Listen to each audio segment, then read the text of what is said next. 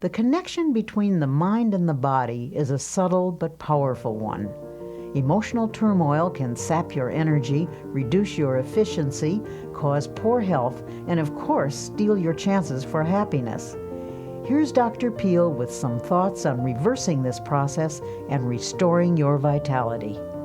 A physician I know says many of his patients have nothing wrong with them except their thoughts. He has a favorite prescription for some of them, and it's a verse from the Bible, no less. It reads, "Be ye transformed by the renewing of your mind." He finds that when his patients change the pattern of their thoughts, they actually achieve a more peaceful state of mind. And that helps to produce health and well-being.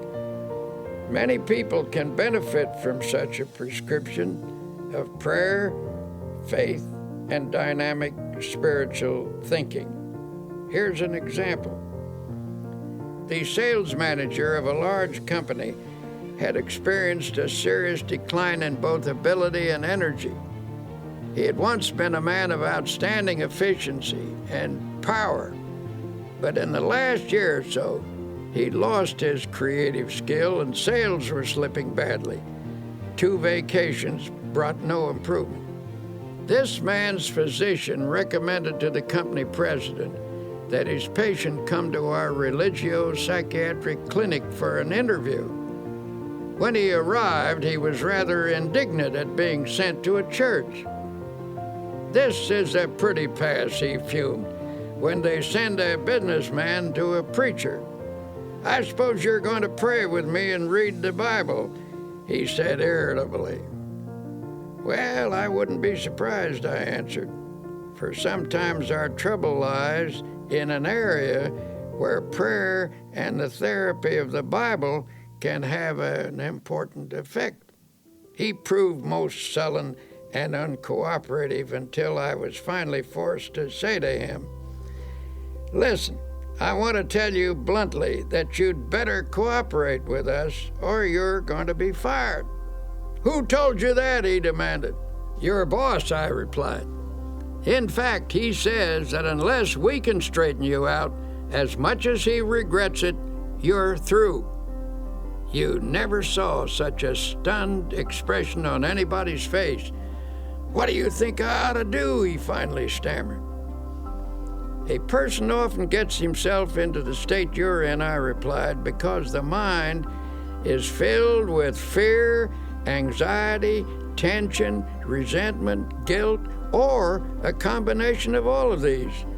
When these ingredients accumulate to a certain weight, the personality cannot support them any longer and gives way.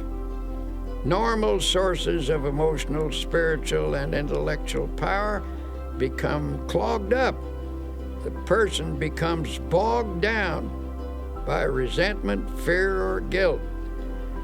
I don't know your trouble, but I suggest you think of me as a sympathetic friend with whom you can be absolutely open, and that you begin to tell me all about yourself.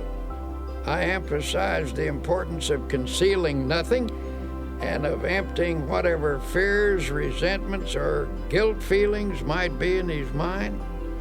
It was rather difficult to get him to talk, for he was essentially a decent person and had a strong sense of shame.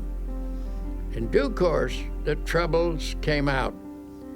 He'd committed a series of sins, and these involved him in a complicated maze of lies. He was living in fear of exposure, and all in all, it was a most pathetic mass of inner confusion.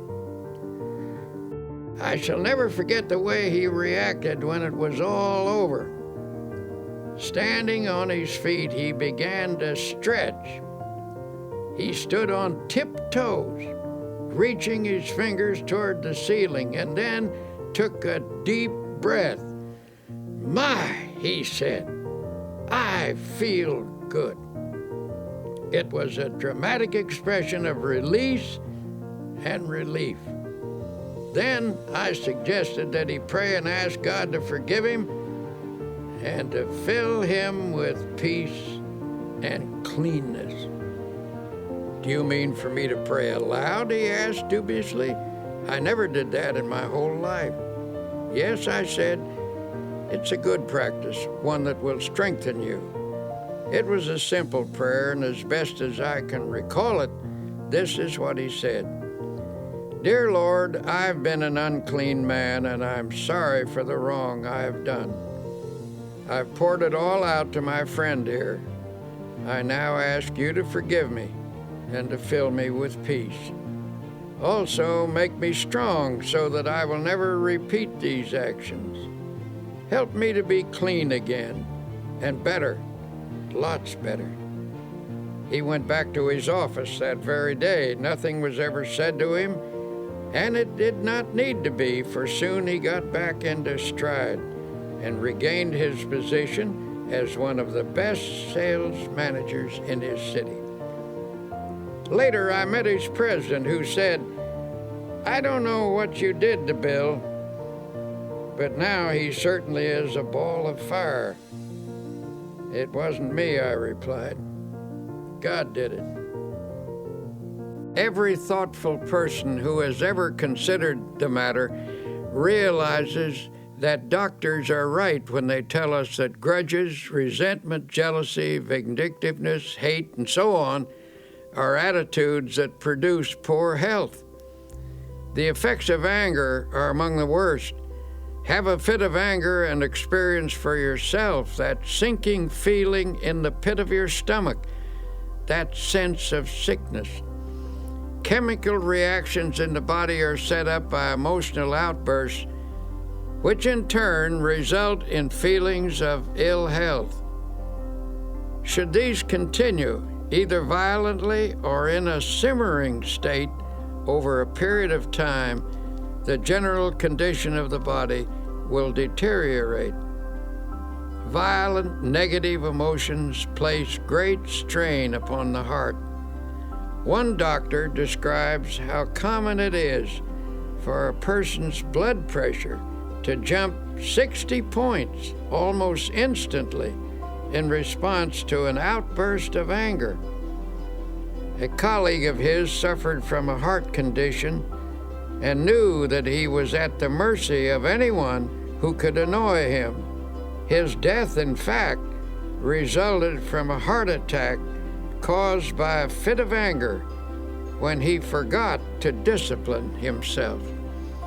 This doctor suggests, whenever a problem starts to vex you or you begin to get angry, let yourself go limp all over. This will dissipate your inner turmoil.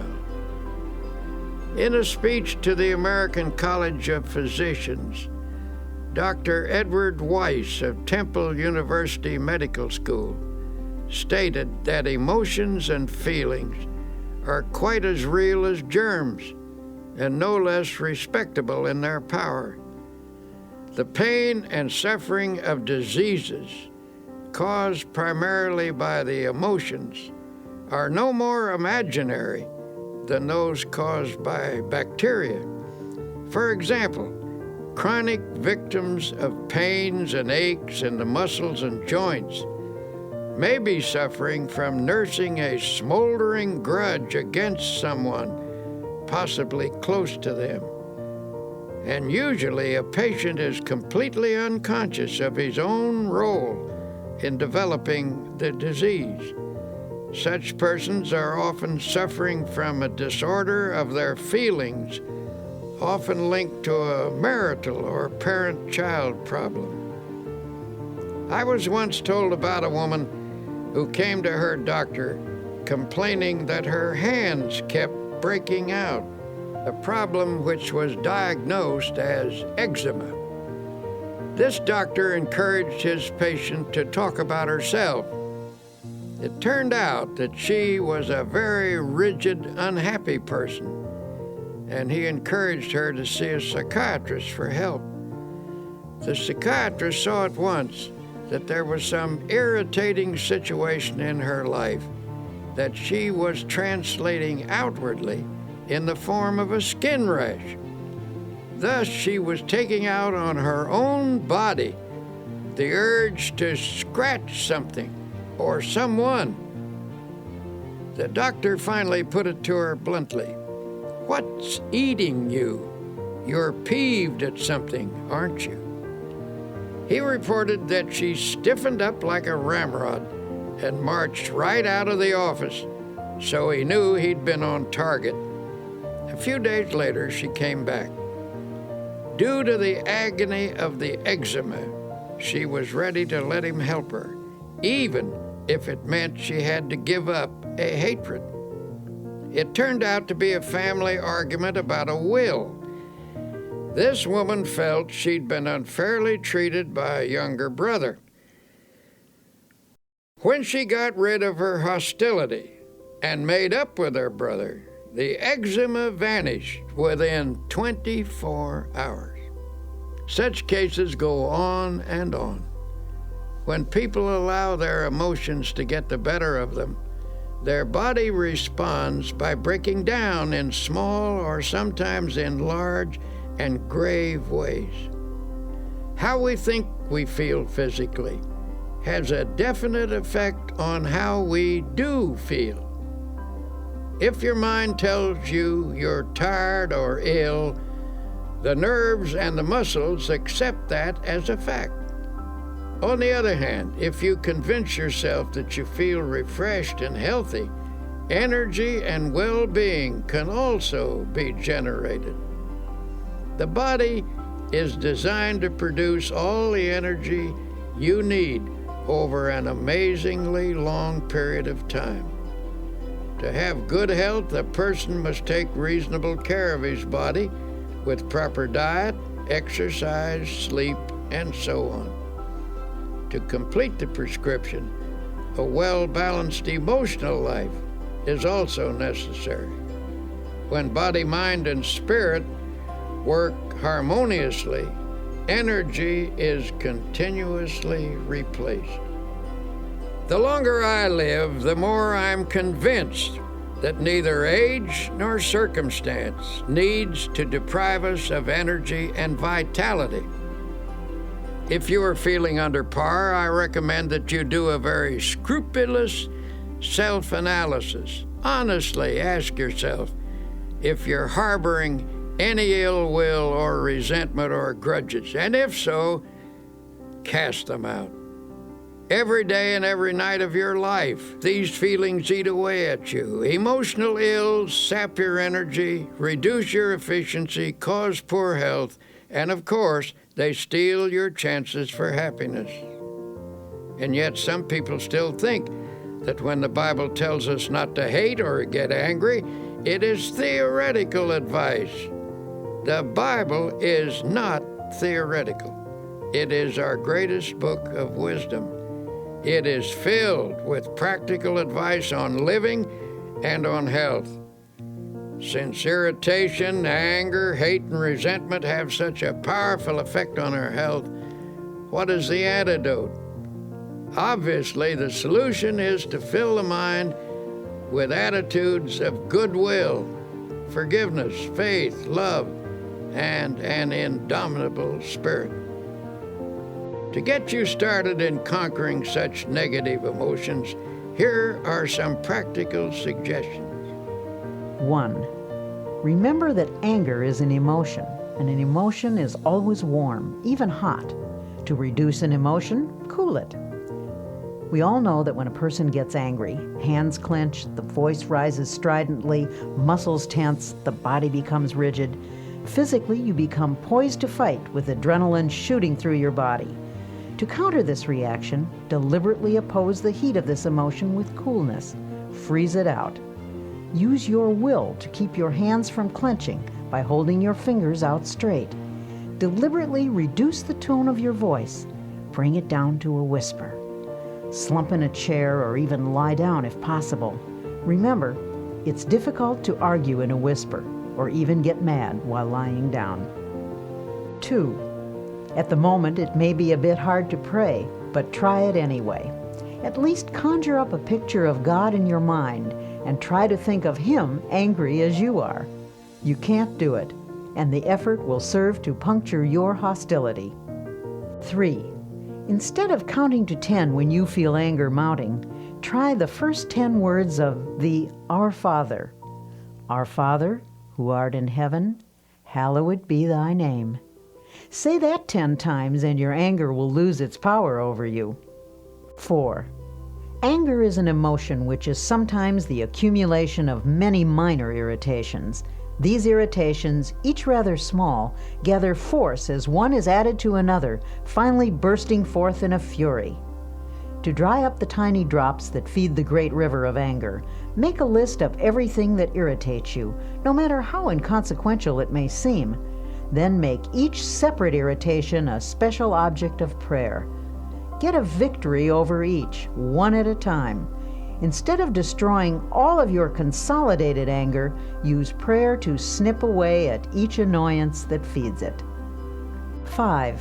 When a situation occurs in which your feelings are hurt, get it straightened out as quickly as possible. Don't brood over it. Do something about it. Don't allow yourself to sulk or indulge in self-pity or mope around with resentful thoughts. If your feelings are hurt, see if you can talk to the person you're having trouble with. Try to resolve the situation right away so the incident doesn't get distorted or out of proportion. Put some spiritual iodine on the hurt by saying a prayer of love and forgiveness. 6. Allow the grievance to drain out of your mind. Go to someone you trust and pour it out until not a vestige of it remains within you. Then forget it. 7. Pray for people who hurt your feelings. Continue this until you feel the malice fading away. You may have to pray for quite a while to get this result. 8. Say this little prayer. May the love of God fill my heart. Then add this line. May the love of God for that person who has hurt me flood my soul. Pray this and mean it. Take the advice of Jesus literally when he said to forgive 70 times 7. That comes to 490 times. Before you have forgiven a person that many times, you will be free of resentment.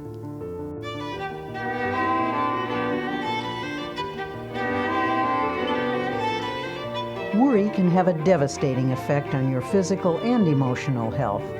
It stifles the flow of creative power and cripples the ability to act with confidence and clarity. But there is a remedy for overcoming fear. Here is Dr. Peale. Reduced to its simplest form, what is worry?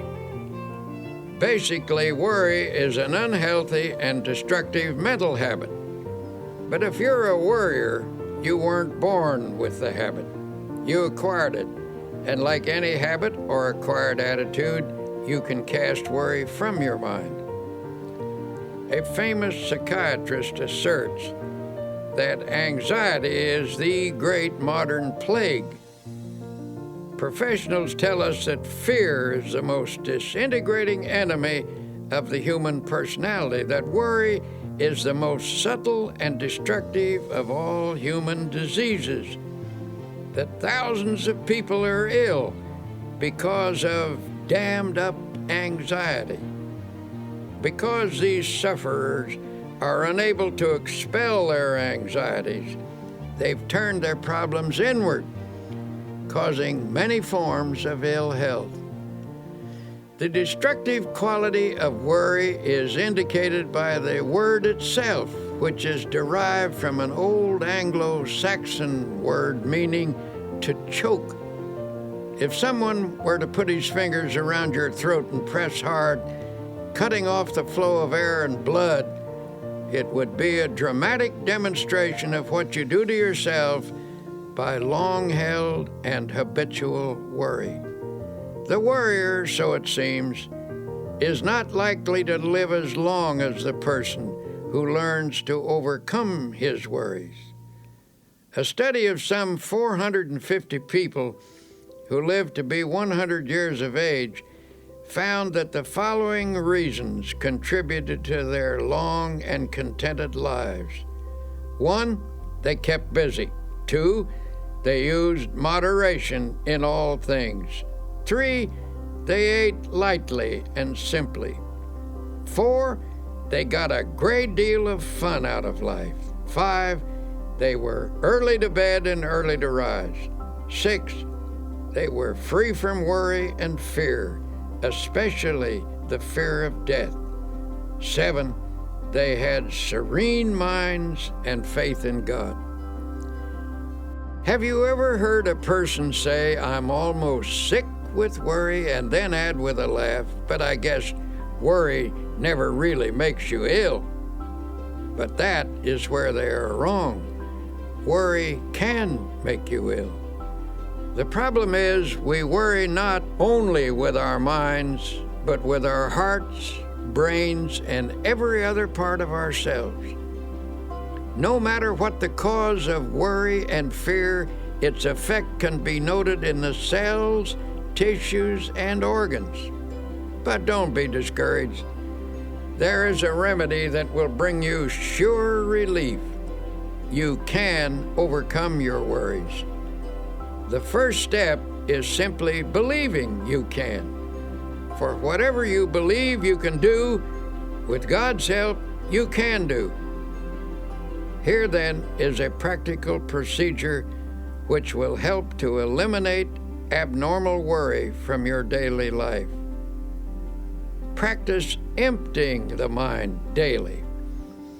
This is a suggestion I will repeat over and over again, for it is of utmost importance. To avoid retaining worries in your mind while you sleep, this mental catharsis should be done preferably before retiring at night. The last 5 minutes before going to sleep are of extraordinary importance, for in that brief period the mind is most receptive to suggestion. It tends to absorb the last ideas that are entertained in the waking state. Then while you sleep, thoughts sink into the subconscious. This process of mind letting is important in overcoming worry because fearful thoughts can clog the mind and impede the flow of mental and spiritual power. But if such thoughts are eliminated daily, they will not accumulate. To help drain away these thoughts, you might use a process of creative imagination, in which you conceive of yourself as actually emptying your mind of all anxiety and fear. Think of the remarkable imaginative skill of small children. Watch how they respond to the game of kissing away a hurt. Imagination is not simply the use of fantasy. The word imagination comes from the idea of imaging, that is, creating images in our mind. Imagineering is the use of mental images to build factual results, and it is an astonishingly effective procedure. What you create with your imagination, whether it is an image of fear or of release from fear, may ultimately become a fact if it is held in your mind with sufficient faith. Here's one method you might use. Picture all your worry thoughts flowing out from you in the same way that water flows from a basin by removing the stopper. During this visualization, repeat the following affirmation. With God's help, I am now emptying my mind of all anxiety, all fear, all sense of insecurity. Repeat this slowly 5 times. Then add, I believe that my mind is now emptied of all anxiety, all fear, all sense of insecurity. Repeat the statement 5 times while holding a mental picture of your mind as being emptied. Then thank God for thus freeing you from fear, and then go to sleep. When you're beginning the curative process, use this method mid-morning and mid-afternoon as well as bedtime. Go into some quiet place for 5 minutes for this purpose. Do this faithfully, and you will soon know its beneficial results. In due course, this thinking will drive out worry. I cannot emphasize enough the importance of freeing your mind from worry and fear. Fear something over a long period of time, and there is a real possibility that you may actually help bring it to pass.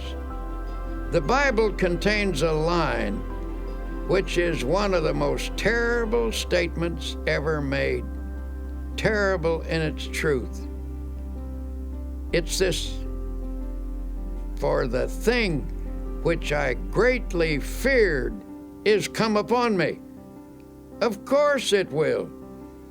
For if you fear something continuously, you tend to create conditions in your mind that encourage its development. Faith is the one power against which fear cannot stand. Master faith, and you will automatically master fear. As the Bible also suggests, that which I have greatly believed has come upon me. In many different ways, the Bible tells us that if we have faith, nothing is impossible. So if you shift your mind from fear to faith, you will stop creating the object of your fear and will instead create the object of your faith. In the campaign against the worry habit, here's a useful strategy. The vast tree of worry which has grown up in your personality over long years can best be handled by making it as small as possible. First, snip off the little worries and expressions of worry. For example, reduce the number of worry words in your conversation. Words may be the result of worry, but they also create worry. When a worry thought comes to mind, immediately remove it with a faith expression. For example, instead of saying, "I'm worried that I will miss the train," put the worry out of your mind with a prayer and get started a little earlier. The less worrying you do, the more likely you are to be well organized, for the uncluttered mind is systematic and better able to regulate time. A friend of mine says that every morning before he gets up, he repeats the words, "I believe," 3 times. Thus, at the day's beginning, he conditions his mind to faith, and it never leaves him. His mind accepts the conviction that by faith he is going to overcome his problems and difficulties during the day. He starts the day with creative, positive thinking in his mind. He believes, and it is very hard to hold back the person who believes.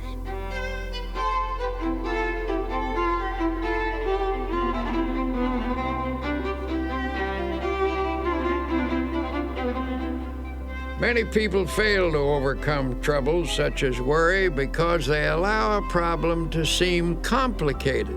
It can be very useful to attack the problem with some simple technique, something that dramatizes your war against worry. One of the best techniques I've seen was developed by a man who was once a tremendous worrier. At one point, he was worrying himself into a bad state of nerves and ill health. He suffered from continual doubt about whether or not he had done or said the right thing. He was always rehashing his decisions and getting unnerved about them. I suggested that he ought to work out some simple method that would help him drop the day completely when it was over and go ahead into the future. One day I noticed that his state of mind was improving, and I commented on it. "Oh yes," he said, "I finally got the secret, and it has worked amazingly well." He asked me to drop into his office sometime during the close of the day, and he would show me how he had broken the worry habit. One evening I did, and he explained that he'd worked out a little ritual to perform every night before leaving his office. We picked up our hats and coats and started toward the door. By the door stood a wastebasket, and above it on the wall was a calendar. You could see only one date at a time, and that date was in large print. He said, "Now I will perform my evening ritual, the one that has helped me break the worry habit." He reached up and tore off the calendar page for that day. He rolled it into a small ball, and I watched with fascination as his fingers slowly opened and he dropped that day into the wastebasket. He then closed his eyes and his lips moved. Upon finishing his prayer, he said, "Amen.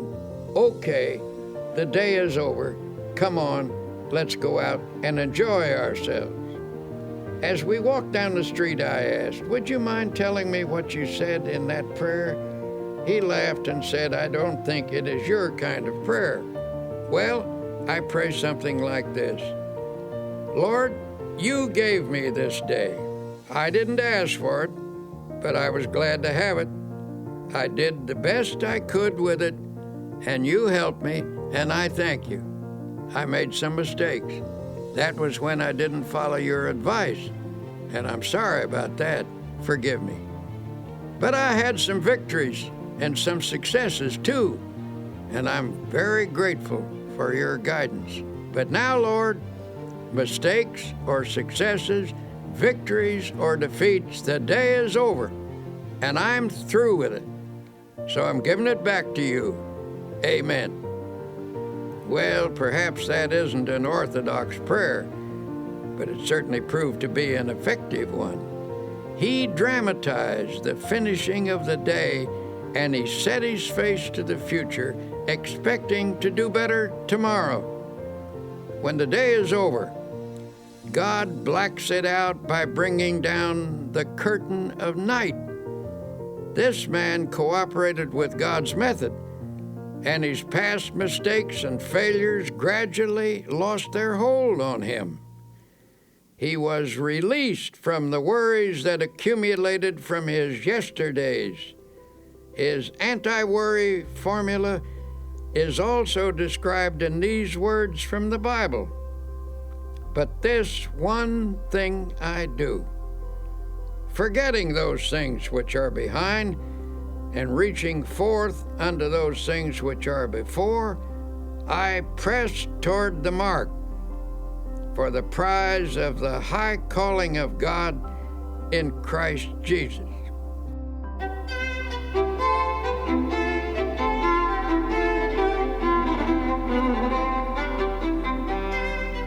To help you break the worry habit, here are some practical suggestions you can start using right away.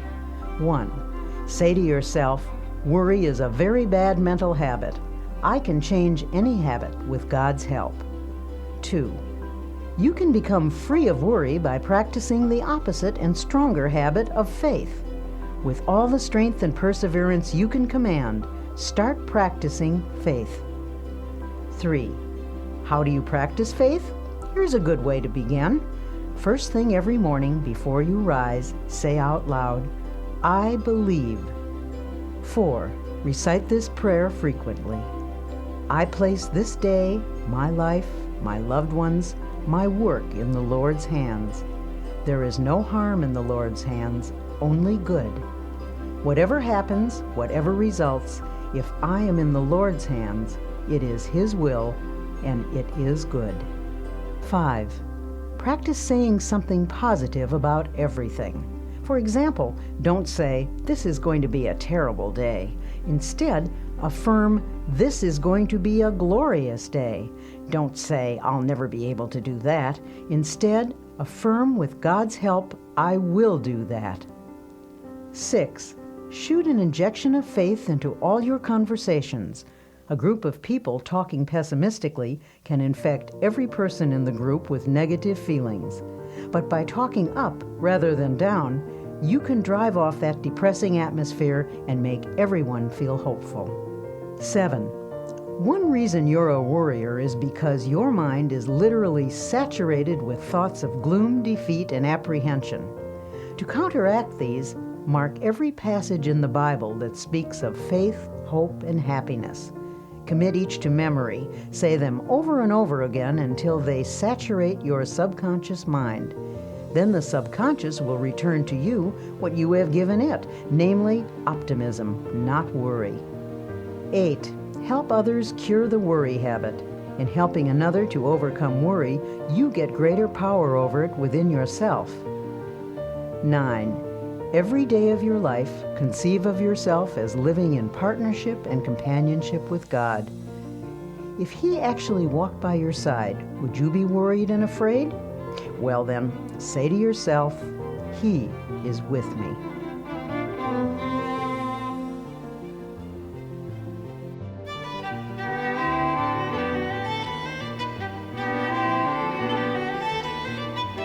For most people, happiness is perhaps the most precious commodity in the world, and yet, all too often, it eludes us. In this segment called Create Your Own Happiness, you'll discover why happiness is really a state of mind. Once I met a man who absolutely bubbled over with radiant happiness. When I asked him his secret, he said, "Why, it's just as plain as the nose on your face.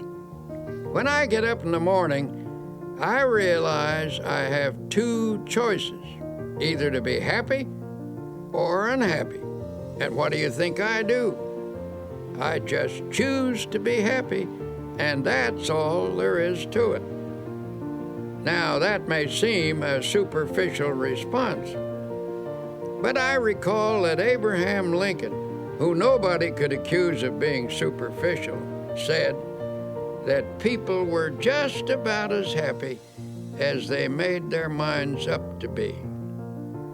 Perhaps the easiest thing in the world to find is a way of being unhappy.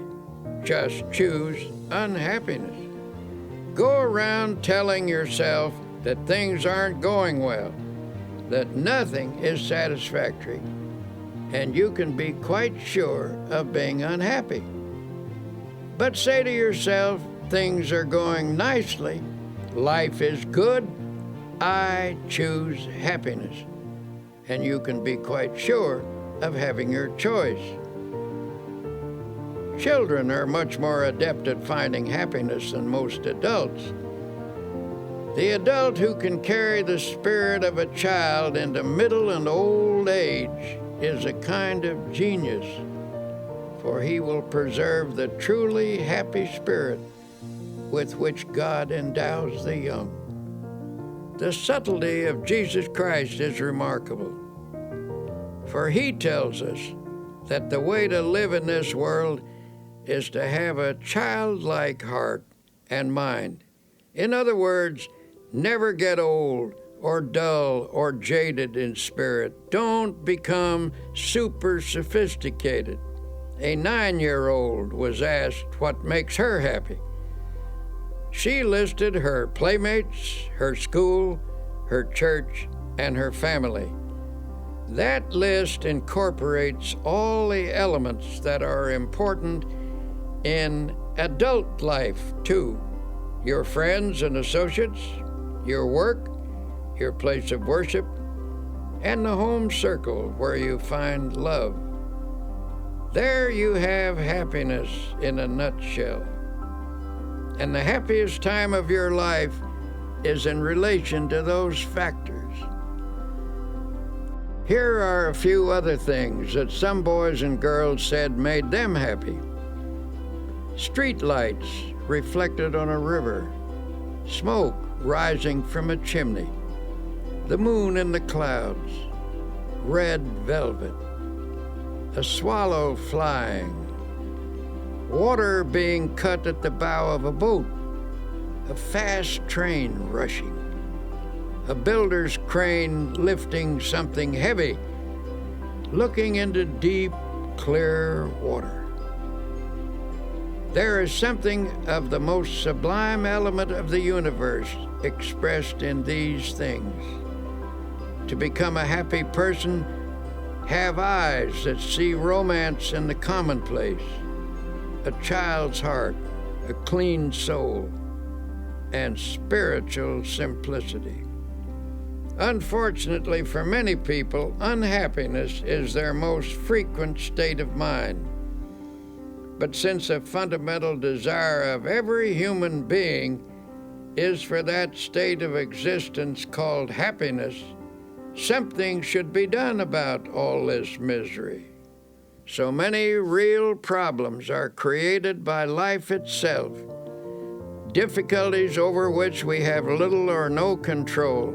It is simply foolish to further create our own.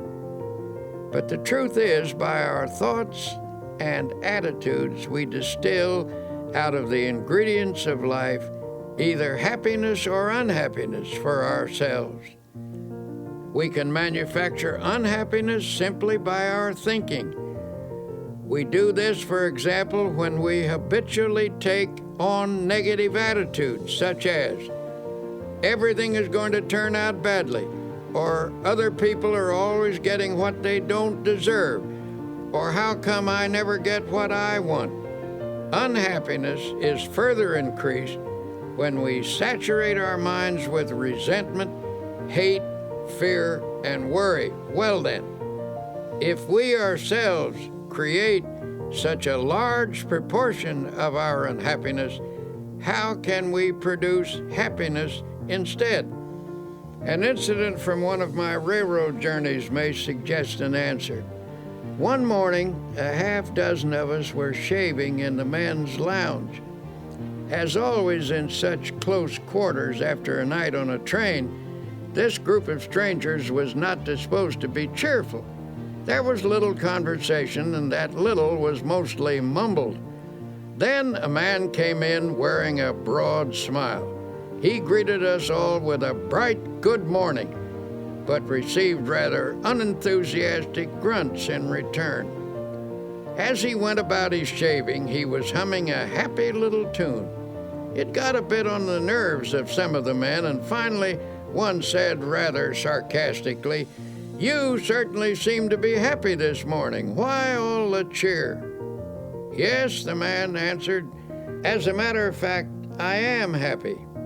I do feel cheerful." Then he added, "I make it a habit to be happy." That's all he said. But that simple statement is really quite profound.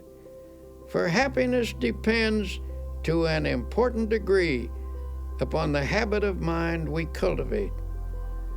The book of Proverbs, that collection of wise sayings, puts it in another way. He that is of a merry heart hath a continual feast. Out of the happiness habit comes a happy life. And because we can cultivate a habit, we therefore have the power to create our own happiness. To develop the happiness habit, make a mental list of pleasant thoughts and pass them through your mind several times a day. If an unpleasant thought should enter your mind, immediately stop, consciously reject it, and substitute a pleasant thought. Every morning before rising, lie relaxed in bed for a few minutes. Let pictures of each happy experience you expect to have during the day pass across your mind. Savor their joy. Such thinking will help cause events to turn out that way. Do not affirm that things will not go well that day. By merely saying that, you can actually help to make it so. You will draw to yourself every factor, large and small, that will contribute to unhappy conditions. As a result, you will find yourself asking, why does everything go badly for me? What's the matter with everything? Tomorrow, Try this plan instead. When you rise, say out loud 3 times this one sentence. This is the day which the Lord hath made. I will rejoice and be glad in it. Repeat it in a strong, clear voice with positive tone and emphasis. The statement, of course, is from the Bible, and it is a good cure for unhappiness. While dressing or shaving or getting breakfast, you might also say aloud a few such remarks as, I believe this is going to be a wonderful day. I believe I can successfully handle all the problems that will arise. I feel good physically, mentally, emotionally. I am grateful for all that I have had, for all that I now have, and all that I shall have. Things are not going to fall apart because God is here, and He is with me, and He will see me through. I thank God for every good thing. If you repeat these phrases and meditate on their meaning, you will change the character of your day by starting off with a positive frame of mind.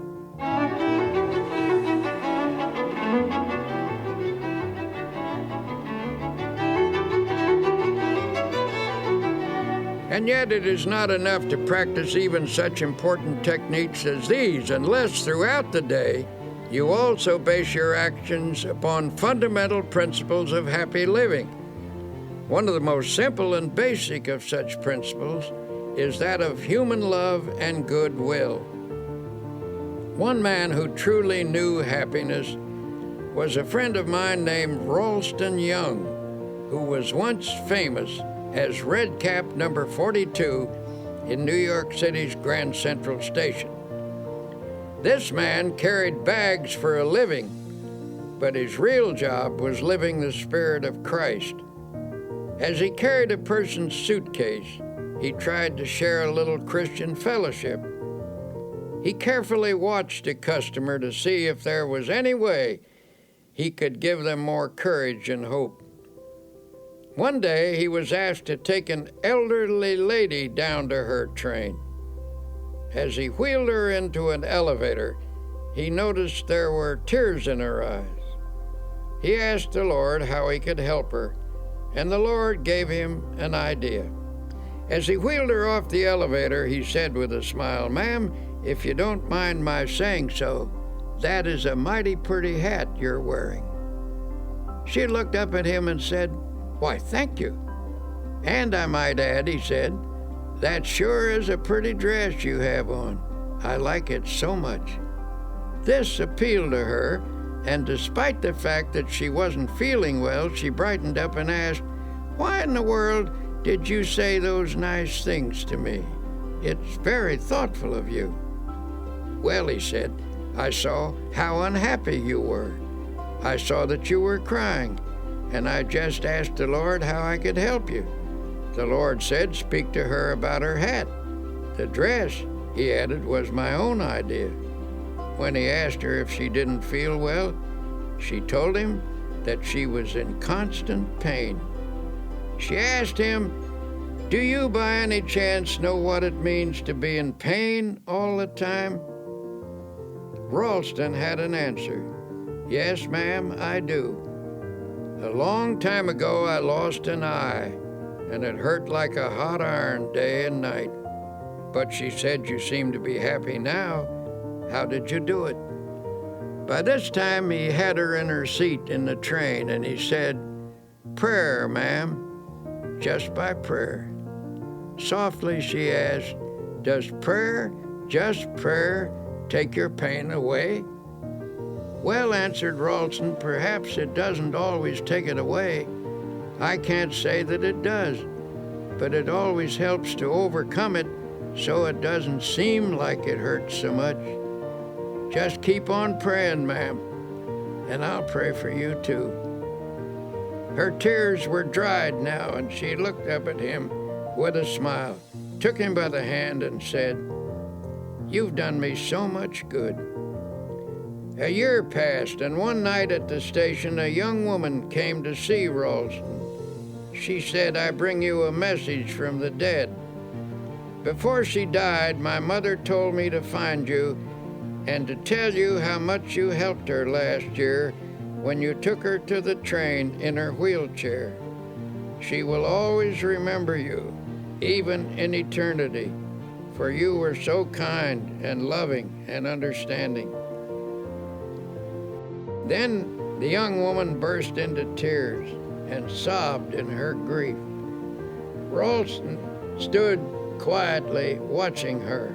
Then he said, "Don't cry, Missy. Don't cry. You shouldn't cry. Give a prayer of thanksgiving instead."